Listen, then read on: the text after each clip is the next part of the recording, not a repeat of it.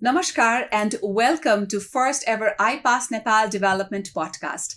Through this podcast, we will dive into the critical conversations about SRHR and its intersectional issues. We will also gather collective insights, initiate discourse and dialogues on SRHR and its intersectional issues with different guests. In each episode, we will explore how we can create lasting change in Nepal, focusing on empowering women and improving reproductive health access to care and policy advancement. Also highlighting the visibility of Ipas Nepal's work and outcome to strengthen public health system in Nepal. On the very first episode, we have with us the President and CEO of Ipas, Dr. Anu Kumar, and Country Director of Ipas Nepal, Jagadishwar Ghimire. Let's start our conversation. Dr. Anu and Jagadishwarji, welcome to the very special podcast that we're doing in regard to Ipas International and Global. Dr. Anu, how are you finding Nepal? How's Nepal treating you at the moment? Very well, thank you. How are you liking? Do you like the environment, the weather, everything here? It's been beautiful. The weather has been lovely. The people are always friendly and welcoming. Yes, I've been to Nepal and Kathmandu many times, and I like coming here. Thank you. With that wonderful, view about Nepal, let's get started with our conversation. Can you both start by sharing a bit about your journey with Ipas and what actually inspired you to work in the field of reproductive health and public health? Yeah, for me, it's both an intellectual and a personal mission. Intellectually, I found and still continue to find our work to be very stimulating. There's a lot of creativity, there's a lot of problem solving, and a lot of challenges. And that is motivating to me in many ways. But also personally, as a woman, as an Indian American, I can relate very deeply to the challenges that people face, that women face. And it's been a real pleasure to be able to combine both that personal passion with the intellectual challenges of working in this area and in this sector. And Ipas has given me a really rewarding career, just being able to actually use my brain and use my heart to advance work that's really meaningful. Also, it looks so empowering seeing a woman leadership, leading such a great organization. And that gives me a lot of strength, even talking to you. Let's come back to Jagadishwarji. Your journey, how did you get linked with Ipas, your personal interest or anything that inclined you towards the organization? Thank you. Basically, because I started my career in public health in the field of sexual reproductive health and rights. So since first my first job of my career, so I started in the field of reproductive health, right. And then I worked in the sector. I liked it. I started working in the field of family planning, and then as I moved to Ipas, it's been almost 5 years now with different role, and as Anu shared, Ipas has given me a career ladder to lead in Nepal, and then because this is passion for me to lead in the sector, so here I am. Dr. Anu, you mentioned earlier a word called passion. You're passionate about what you're doing currently. How has your personal experience influenced your work at Ipas? Deeply, actually. So I referenced that I'm from India, but I'm actually a trained anthropologist. And so when I was doing my field research for my PhD, I lived in a village in Rajasthan. And I was about, 25 years old at the time. And all of the women that I was meeting and talking to and interviewing, they were about the same age as me. But many of them were already married. They had children. They were, very much living a life that is traditional for an Indian woman. And I was pursuing a career. I was pursuing my graduate education. I was living there on my own, which was very unusual. To be living. Then. Yes. And so it became really clear to me that, we have different paths in this world. And some paths are open to some people and other paths are not. And so just being able to kind of open a path, I think, for women and girls is very meaningful to me. Now let's come back to the works that Ipas has been doing in Nepal. Could you tell us about the key focus area that Ipas is actually working in Nepal? Basically, Ipas started working in Nepal back in 2002. Right. Before that, also, IPAS is working with civil society organization to support the legalization effort in Nepal. So after legalization, we started working in the country. Then we supported the government of Nepal in many areas that like they want. So we tested different innovations together with other partners, and then supported the public health system. So back in 2020, we started to work as a, like following the sustainable abortion ecosystem framework that we have, and we started working in not only in the health system perspective, but we also started to work the demand creation side, following our sustainable abortion ecosystem approach. Then we realized that we need to work in other intersectional area if we want to reach out to sustainable abortion ecosystems goal.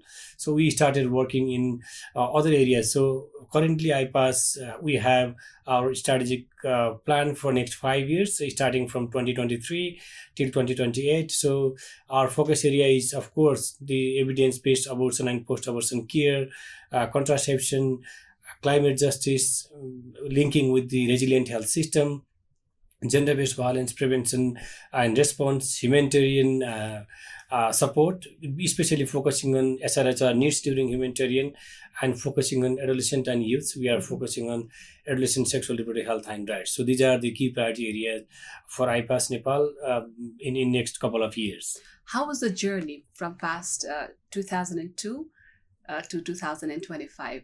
How has the journey been? Actually, we have crossed, lots of difficult roads in terms of, sustaining efforts. But the good part in Nepal is, if we look at the policy, it is very positive. Okay. There are very few countries which has written SRHR, sexual reproductive health and rights, in the constitution of the country. So we have that. So we have beautiful policies which supported on that. So where we might have, contributed technically to get expert opinion. This is something that we are working. So it was, in terms of funding, it was easy in the, in the past, but it might be, the funding might have been shrinking in last couple of years. But we are with our agenda. So I hope we will be there to support the public health system in the country. So it has been a blessing kind of thing to work in Nepal. Yes. Okay. Yes. Dr. Anno, let's talk about the global scenario once. Please share us with your idea or your insight. What enabled IPAS to have the impact on global level to advance on the abortion system or the contraceptive services? So let me first say that you're right that there has been global impact. One of the things that's really positive for people to understand and know is that over the last 30 years, 60 countries have liberalized their abortion laws. Nepal is one of them. And only 4 countries have gone backwards. The United States is one of those 4. So what we see is really an unmistakable march towards progress. And IPAS has been proudly part of that march. So one of the great things about IPAS is that we are able to work at the community level, at the state level, subnational level, at the national level, regional and global levels. And we can bring all of that down and back up again. And so I think that kind of comprehensive and approach, and also being able to really listen and understand what's happening at all those different levels, has really allowed us to have that kind of impact. So, the work that's being done here in Nepal, the creativity that our Nepal team has shown, the progress that the country of Nepal has made, is something that is inspiring to other countries around the world. True. And we can share information and lessons from Nepal, and then Nepal can also benefit from other lessons that other countries may have. So, I think that kind of thing has really allowed us to have an impact. And the other thing about IPAS that I think is quite unique is that we are quite focused on this mission. Yes, we see that our focus on reproductive justice and abortion care is connected to other issues, and we are exploring and working in those issues like climate justice, like GBV, like humanitarian. But at our core, we remain focused on access to abortion and contraception. And that focus allows us to, say no to things that may be distracting and attractive, but not actually our focus. So, when I talk about IPAS, you can see it here in our Nepal team, a very interdisciplinary team of experts, but you see it across the entire organization. Mm-hmm. We have social scientists, we have doctors, we have activists, we have communications specialists, we have the whole gamut of people, all of us focused on enhancing and increasing our mission to make sure that women have access to safe abortion and contraception. Exactly. The whole ecosystem is working on that part. Previous explanation that you did about Nepal, you used one terminology called sustainable abortion ecosystem. Mm-hmm. Can you please elaborate more on that? Yeah, it's IPAS global tool framework that we have adapted in the national context. Mm-hmm. So it's, if we look from the system perspective, it has tried to capture all the dimensions, including demand and the supply side. So if we talk about the sexual reproductive health and rights, including safe abortion or contraception, there are like women's agency, in itself is a kind of decision-making factor to uptake the services. And there are behind, that, because we are the patriarchal society and we have our own social norms and beliefs system. So this is something that the framework has tried to capture. So if we really want to make the service available or use, want women to uptake those services, we have to try to deal with all those kind of beliefs and harmful social norms that are existed in our society. So this is something that we have added, in addition to the health system framework. So we also look at from the perspective of health workforce and strengthening service delivery. So the other side, we also look at the health information. So health information meaning the information that is going to the users, as well as the information system we need to strengthen at the health system side.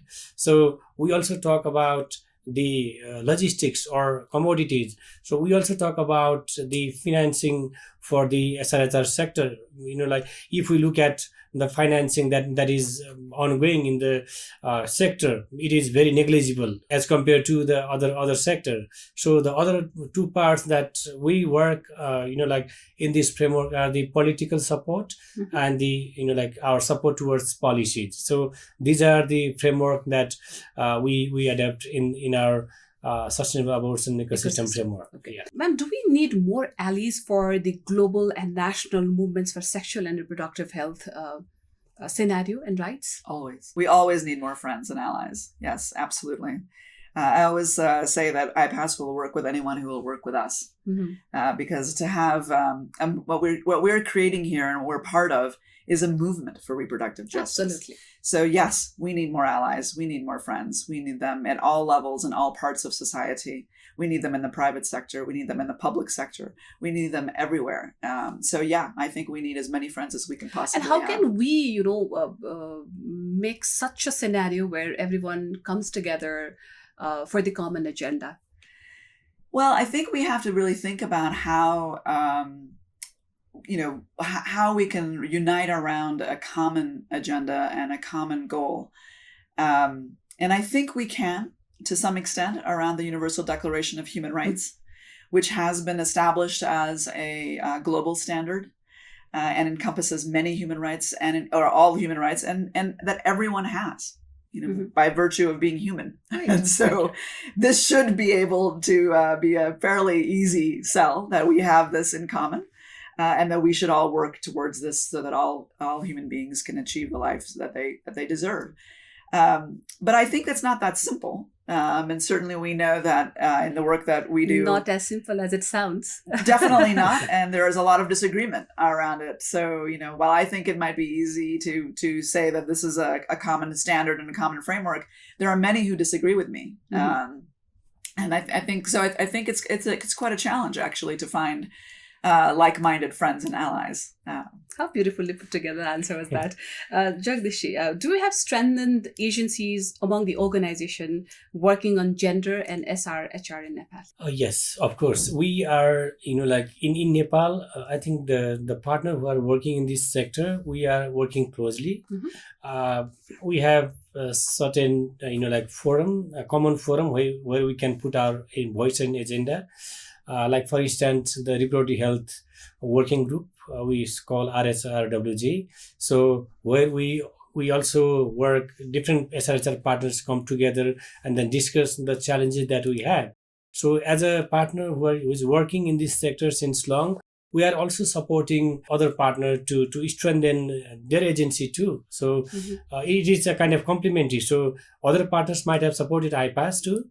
So the instance that I remember currently is the tool that IPAS uses globally is value clarification and action transformation. We call it VCAT tool. So we supported few partners to train on those, because this is a kind of tool that IPAS owes globally. So this is something that we supported partners to train and to uptake. And not only to the partners, we also supported the government of Nepal to prepare that guideline in our local context. And now it is the property of the government of Nepal, and we support it to provide training of trainers at all the provincial level with the request from the government of Nepal. Okay. Yeah. Ma'am, let's talk about the barriers to safe abortion access globally.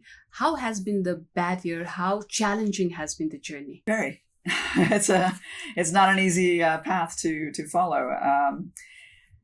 And I think you have to really understand how deeply threatening some of the work is that we do, and to understand why it's been so challenging.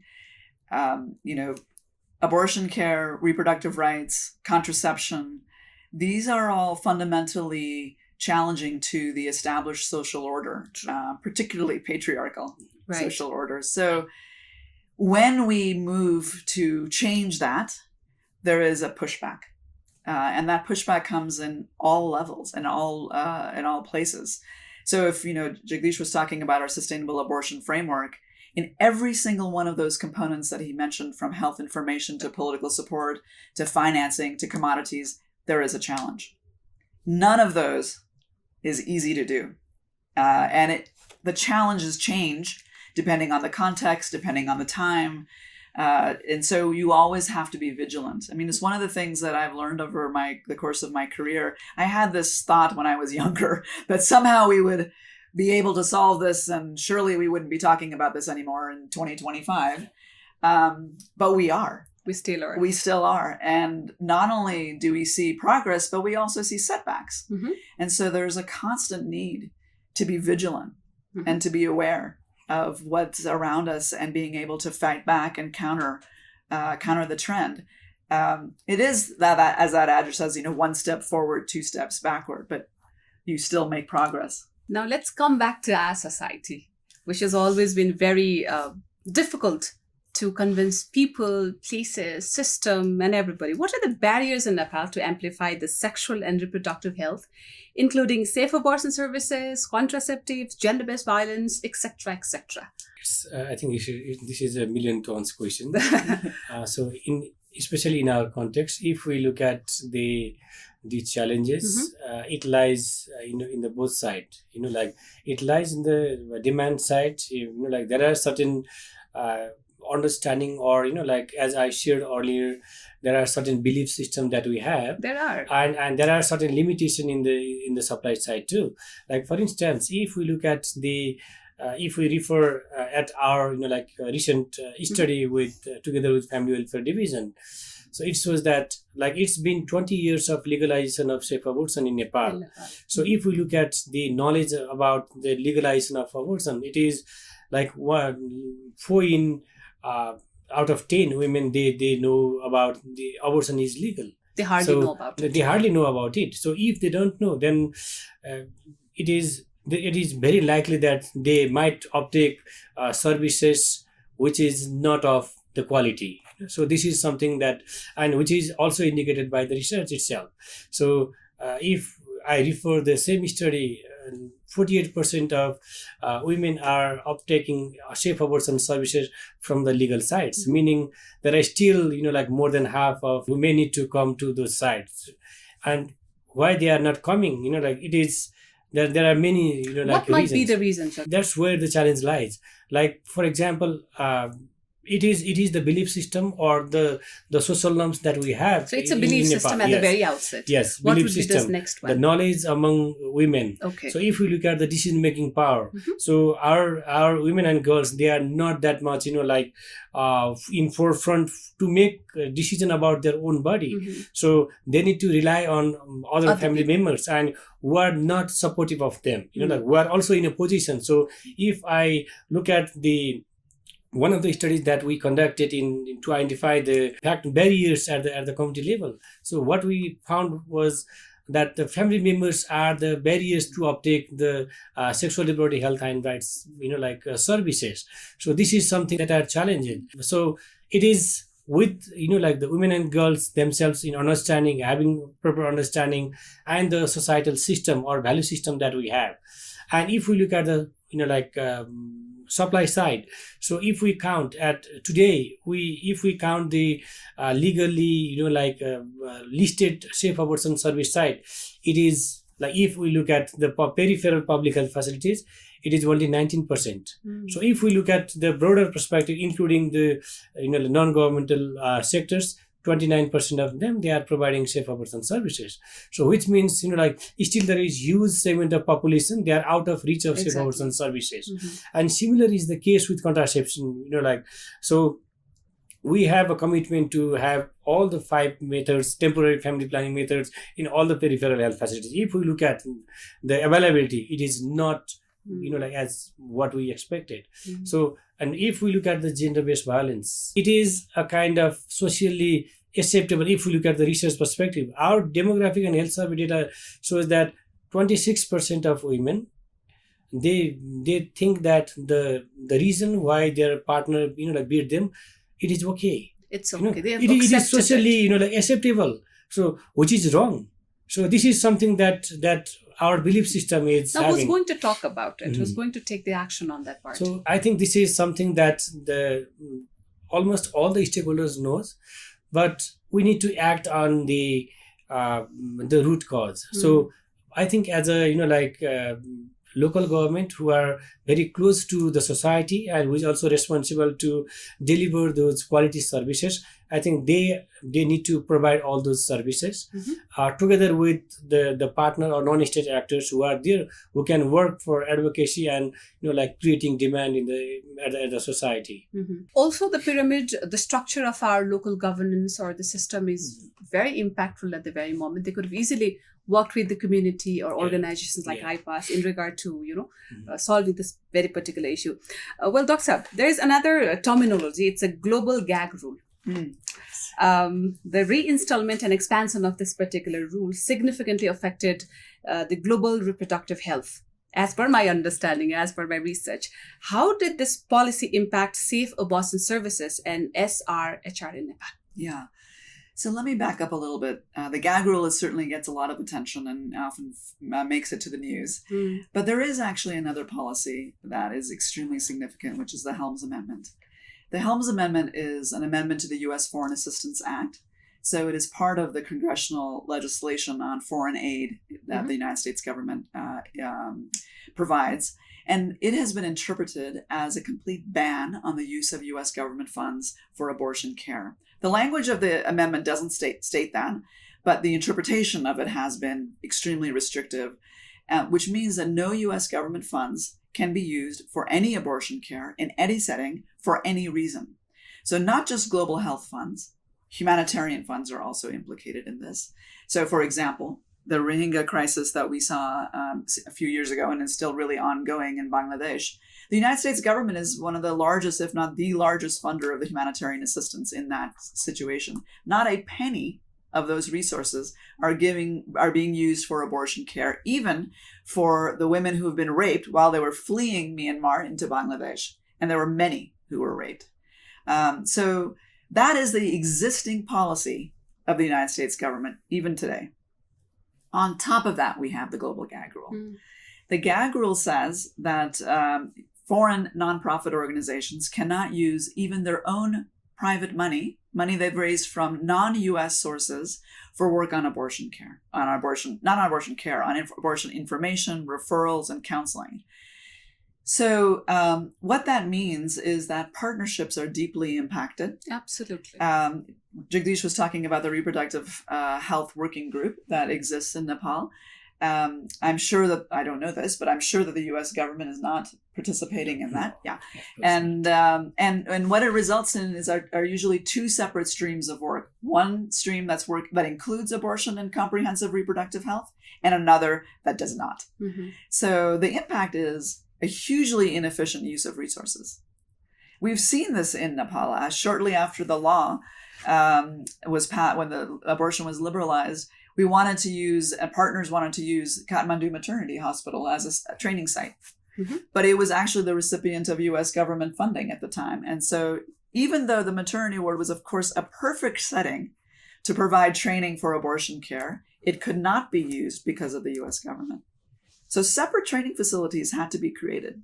That is a huge waste of time, effort, money, particularly in a country like Nepal that doesn't have any of that to spend. So it has a huge impact, and I fear that we're headed towards an even worse scenario. How are we going to be affected, Jagdish? So for me, the impact has already been seen, even without, this executive order in place. So we are facing difficulties in our partnership. Mm-hmm. Those partners with whom we are working, because they are also recipient of USAID money, there is that, partnership, break because they do not want to work with Ipas in fear that, they are going to lose USAID money. True. So this is something that we are facing right now. So which resulted in the huge amount of resources that we need to again go for induction of staff and onboarding new partners in place. So which instead could have gone to the program or to train some providers or to build agency among women and girls at the community. So this is something that we are facing. So together with that, there might be if we look at from the funding channel, there is less likely to increase funding in the sector. And as Anu shared, there might be we don't know how that executive order will come, but what I'm seeing is there will be large impact for the SRHR services overall in the sector in Nepal. So we as a like-minded organization, I think we need to act on that, because this is something that Nepal's constitution guaranteed. True. So this is what we as a organization we stands for. I just had a revamp of my mood just listening to this very particular scenario. Well, you briefly mentioned about the strategic plan 2023 and 2028 during your initial introductory answer. Now, the strategic plan 2023 and 2028 of Ipas Nepal suggests its work towards intersectional works. Yes. So why is it important to work on intersectional issues, and why is it important in Nepal, to Nepal? Because we work in safe abortion services for last 20 years. Right. And then what we realized over the, period is that if we work, purely on safe abortion, then there are large segment of population to whom we might be excluded. Right. So this is something that led us to think from that perspective. So it is not that we are not working that much, because if we look at, for example, gender-based violence, it is closely linked with sexual violence. If we look deeply on that, so this is where we were supporting. But in later stage, what we are doing is we are trying to link the impact of those kind of services, especially on safe abortion and other reproductive health issues. If we talk generally, then it might be difficult for us to link the climate change and SRHR. But if we look from the women's perspective, who are actually affected by those climate outputs, climate events. So this is something that we realize over the period, and it is not that we realize by observing something. So it is we realize it. We did research, and then we identify that there are some factors. Like what we find is climate change and gender-based violence. The impact of climate change has led to gender-based violence. So, and we did a study through that, and then what we find is because of those climatic events, women need to go long distance to fetch water or to collect firewood. So this is something that has the increased risks of the sexual assault or harassment or even rape. And then if we think from other perspective, it has increased the workload among women. So from the gender perspective, they are being affected.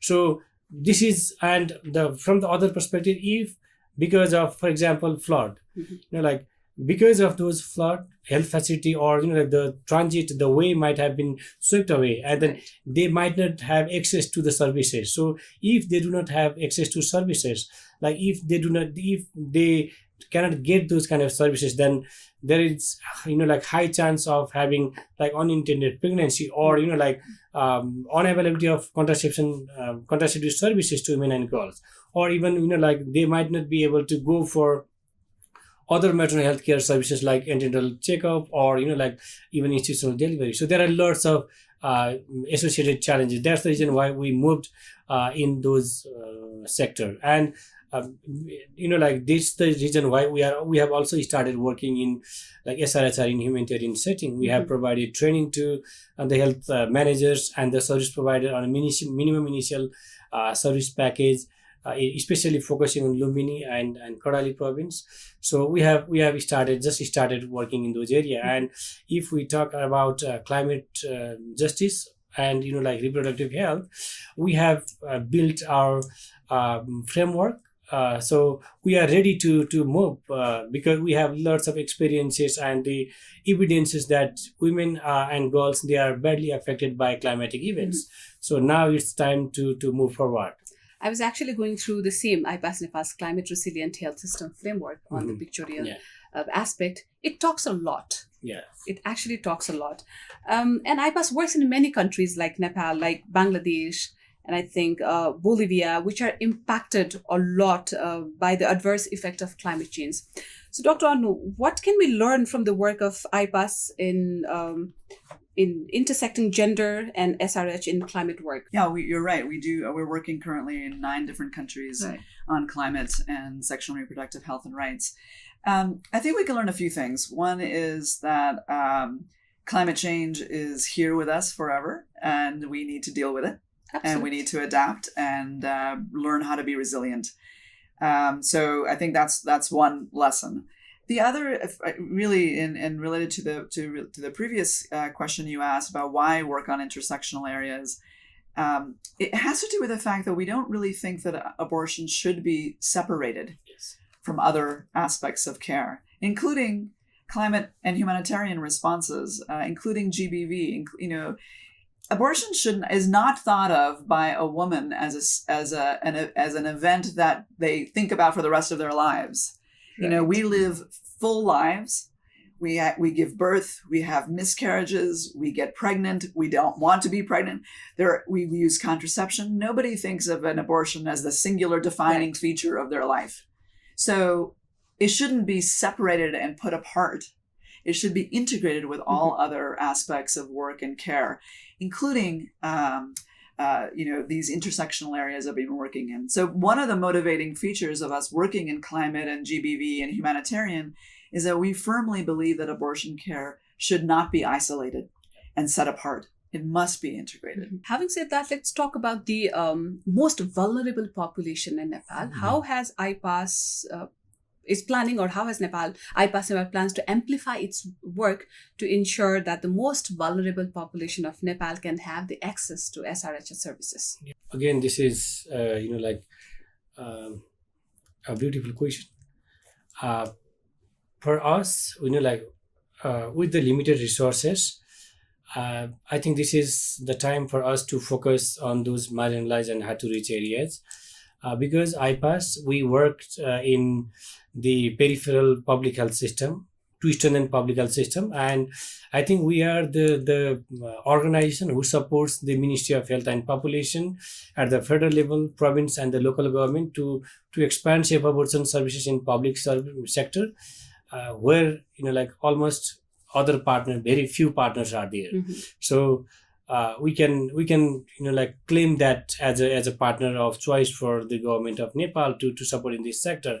So we as an organization, what we have done is we might not be able to work everywhere, like in the blanket approach. So we have developed certain tools to select the areas that we need to focus. So we have a tool to collect these social norms or kind of behaviors. We use the user-centric design. So we sit together with the women's group, adolescent groups, and have a discussion. We have a comprehensive tool called social norms, poverty, and climate-induced disaster risk assessment, so which gives us the different dimensions of the community that we want to work with. So we have documented that, and we have prepared the profile by municipality. So we are working with municipality. Our partners, we are working with municipality in co-creation model. So meaning the local government, they are well aware about their problem after the assessment, which has been acknowledged during our field visit by every local government, and then all those are the instances or evidences for them to allocate resources as well. So we are trying to map all those vulnerable communities, and we have one approach for agency building we call natural leaders.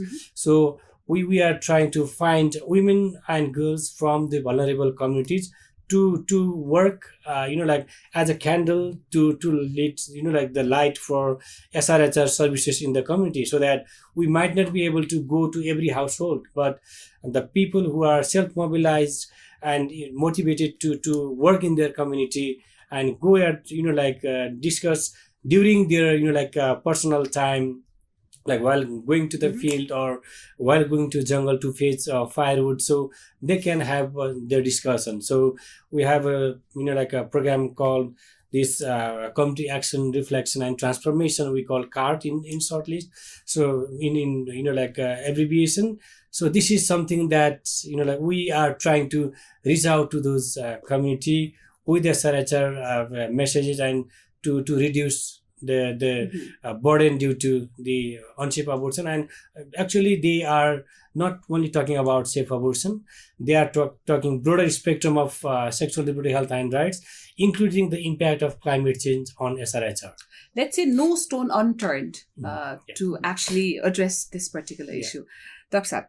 Saab, as a president and CEO of the Ipas, what will be your commitment to support the work that Ipas is doing in Nepal? So we've been committed to Nepal for 20 years already. Yes.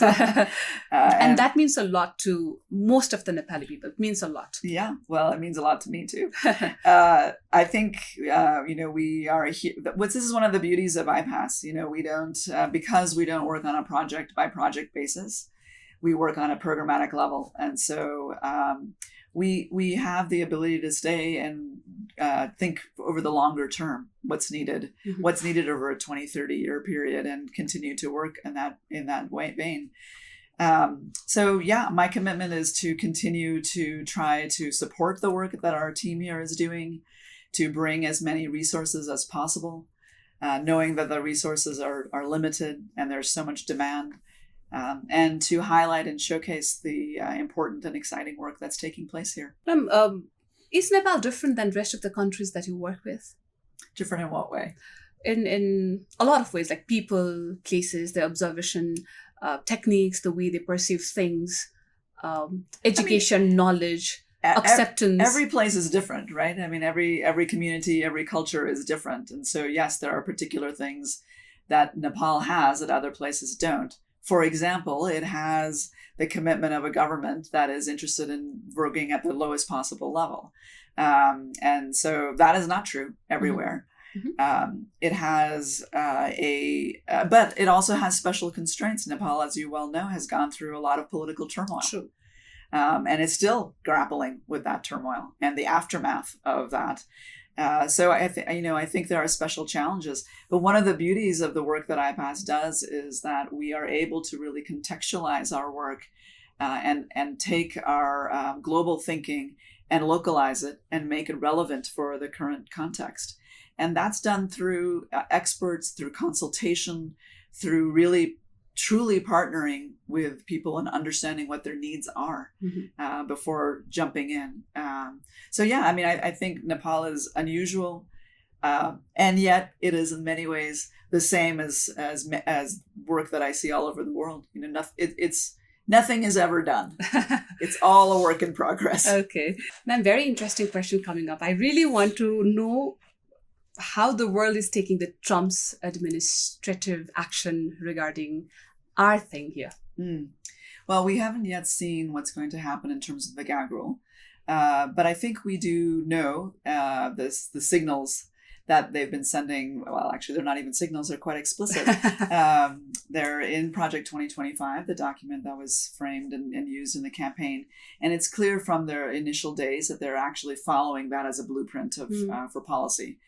And very likely going to be doing that with our issues as well. So, you know, we've seen initially executive orders around diversity, equity, and inclusion, around immigration and the deportation of immigrants.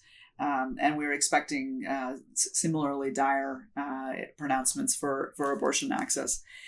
You know, I think the impact is significant because unlike Trump 1, where we had a global environment that was actually more favorable to countering Trump and to allocating additional resources when the US government pulled out, we're not in that situation now.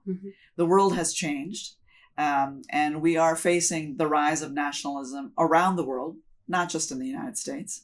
And we're also facing extreme cuts in ODA, in overseas development assistance, from European nations, because Europe is frankly distracted by a very pressing war at their doorstep, and also extremely worried about the Middle East crisis and many other humanitarian crises. So, and the economies of Europe are not as strong as they were previously. And there is a rise of nationalism in Europe as well, which is hostile to foreign aid. So we cannot expect that there will be a making up of the shortfall that is happening with the U.S. government. But what we can hope for is that countries in Europe, elsewhere, including in Nepal, will actually stand up for their values and for what they believe in and for their own vision of their futures for their people. Nepal is a sovereign nation, and it has the right and has made decisions and laws that benefit women and girls and its society as a whole. There will be those that will bully and push the Nepali government, and we'll have to see how strong they can be. I know from Ipas's point of view that we are there and here to support that effort to stand up and be strong in the face of opposition. Now, how does the future of Ipas Nepal looks like? If we look from the perspective of funding, like I have to thank ONU and our members from the consolidated node in US and overall Ipas network. So in between, we also face some financial crunch, and then it is our core donor, core support that help us to sustain our program. Sure. So now we have some level of secure funding as an organization. So as as Ipas, as Anu shared earlier, the commitment of Ipas towards the zero unsafe abortion. So we are committed on that, and we will remain committed to support the government of Nepal on that commitment. So we will be there. We don't know what will be the size of the fund at our end, but still we have that commitment. We continue our technical assistance to the government of Nepal and provincial and the local governments. So this is something that we as an organization, we have a commitment, and we'll continue our work in the intersectional area. So to sustain our efforts around safe abortion and other SRHR agenda, we will continue our work in humanitarian setting. So we have already started that work in both the provinces that we are currently working, especially Karnali and Lumini province. So we'll continue engage our work around comprehensive sexuality education and strengthening engaging adolescent and youth for their sexual liberty, health and rights. So our modality will be we will be engaged both in school and out of school adolescents. So this is something that that will be our another priority. So our work around gender-based violence, and especially we will focus on sustaining the services that the survivor need to receive on time. So our approach will be engaging the multi-sector stakeholder for the timely services. We will also support the local government to have some sort of a policy initiative, or the policy initiative that are there to implement for the benefit of survivors. So this is something that we are working with, and the area that we will continue is the climate resilient health system. So this is something that we will continue. And of course the contraception, it is, while IPAS talks about safe abortion services, then contraception is it go together with safe abortion services. Lumbini and Karnali being a major area of work, any memory that you want to share at this very moment regarding your work service? Yes, basically I visited both Lumbini and Karnali province in November. This November, late November, and early December. And then while having interaction with the local government and looking at the safe abortion services and contraception services, I was not thinking it is we were that much back in terms of availability of services. That's where we talk about the challenges. And there are only 5 health facilities providing safe abortion services, or 4 health facilities that are providing safe abortion service in the whole district. So this is something that are alarming.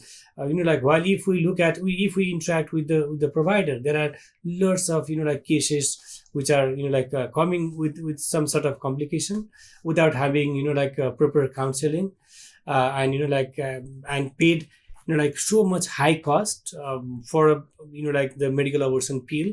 So it costs around 500 to 1,000, depends on the brand, but women are paying 5,000 to 7,000 for that drug upon our interaction with the community people. So this is something that are the challenges that we want to resolve as a partner to support the public health system to strengthen the SRHR services. Let's also talk about the humanitarian context of IPAS. So we have to recognize that around the world there are many more people that are living as refugees or internally displaced people than ever before. And something like 65 million people.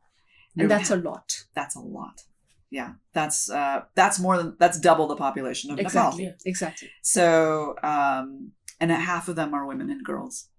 And none of them, or very, very few of them, are getting access to contraception and abortion care. So, to further complicate this, or to further make it more challenging, the humanitarian sector operates in a silo. It's a massive amount of money that's being spent in humanitarian relief efforts, and they are operating in over here, whereas the global health and reproductive health sector is over here, and there's very little interaction. The humanitarian actors feel that abortion care, contraception, dealing with sexual assault and sexual violence is a nice to have. They think that their priorities should be food, clothing, shelter. Yes. And that is it. Yes, those should be your priorities, but that should not be the end of your priorities. And I think part of the problem is that so much of the humanitarian sector is actually run by men.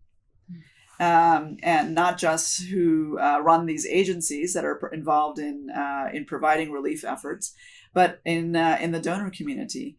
And because I've actually interacted with many of them, and when I challenge and say, why are you not providing or working on providing reproductive health care? They say, when we talk to the people that are in need, they never bring up this issue as something that they want. So the women never say that we we want contraception or that we want abortion. So I said to them, what woman have you ever met that will prioritize her needs over the needs of her child? Right. They'll never say it.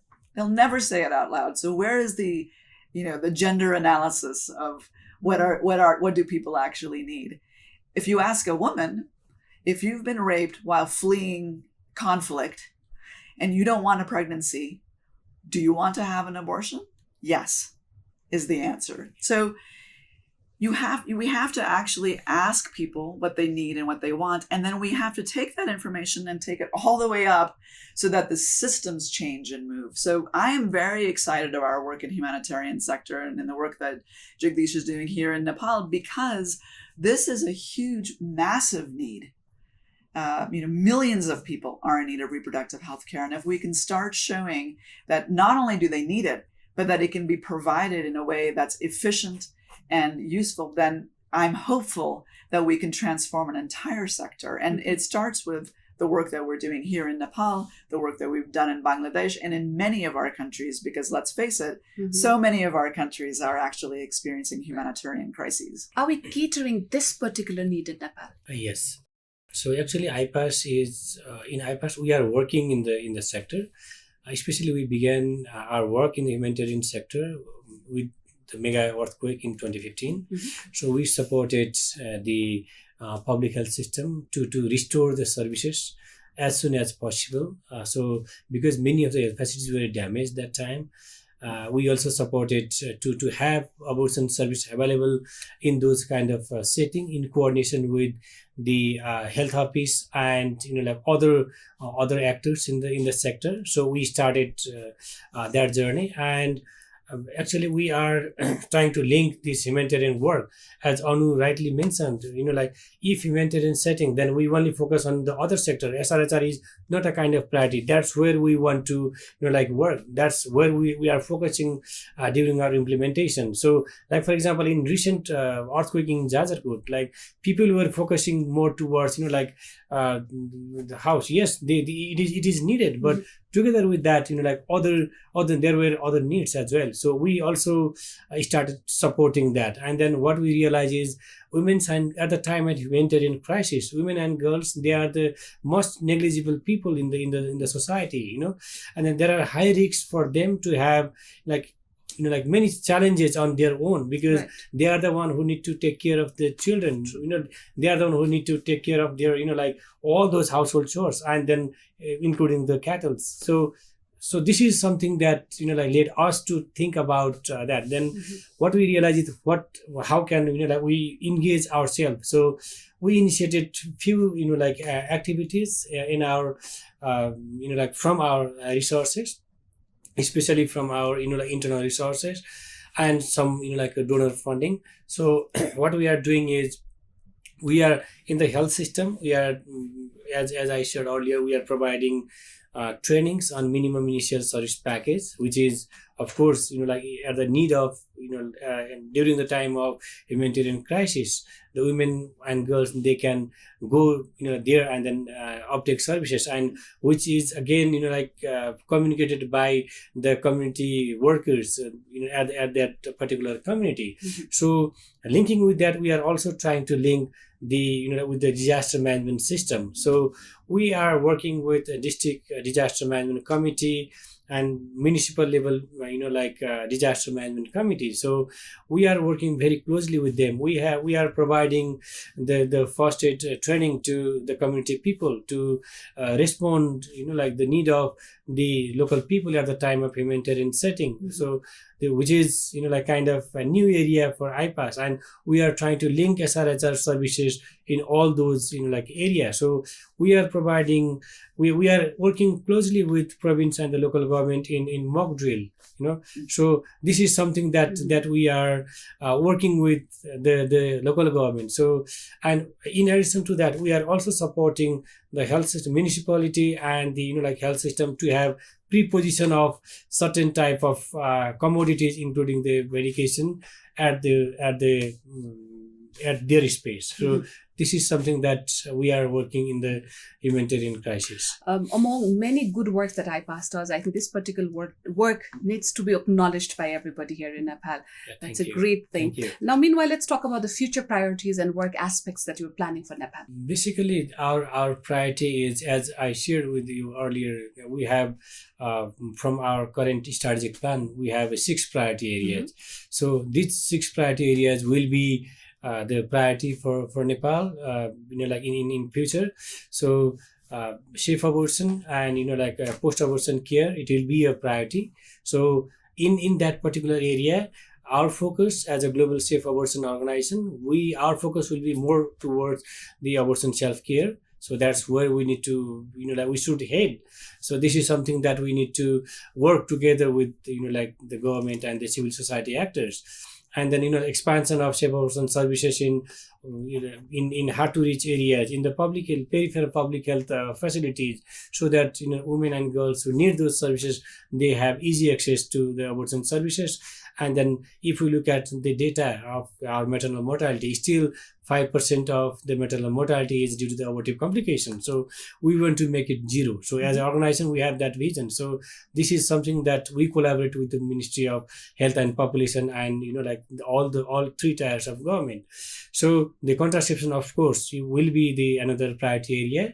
In our case, and our focus will be to expand the long-acting contraceptive devices. So this is something that we are thinking of, and we are another priority area for Ipas will be the adolescent sexual reproductive health and rights, including the comprehensive sexuality education, because adolescents are the pillar of our society. So we should invest on them. So that's what we believe as an organization. So ending gender-based violence, this is something that will be priority. And while talking about this, our focus will be linking the abortion and gender-based violence. So there are more number of sexual violence at the society. So our focus will be to provide the services as soon as possible, not to wait with all those legal areas, so that women and girls, they can uptake the service on time, so that after that they can go for all those legal requirements. So this is something that we will be focusing on.